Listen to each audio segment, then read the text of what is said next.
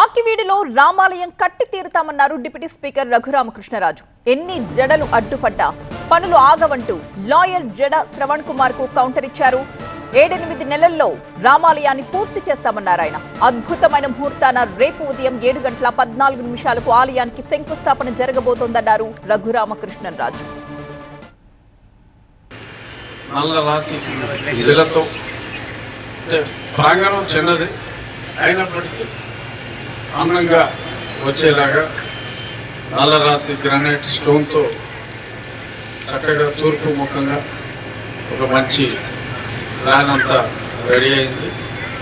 తప్పకుండా ఇక్కడ ఎవరైతే హనుమంతుని భక్తులు ఉన్నారో 7-8 నెలల్లోనే ఆ దేవాలయం కూడా శ్రీరాముల వారి ఆశీస్సులతో హనుమంతుని అండదండలతో ఖచ్చితంగా త్వరితగతిన ఎవరెన్ని అవాంతరాలు ఎన్ని జడలు అడ్డం వచ్చినా తప్పకుండా అవిఘ్నంగా ఆ నిర్మాణం కొనసాగుతుంది. భక్తుల ఆశీర్వాద బలం చాలు మనకి.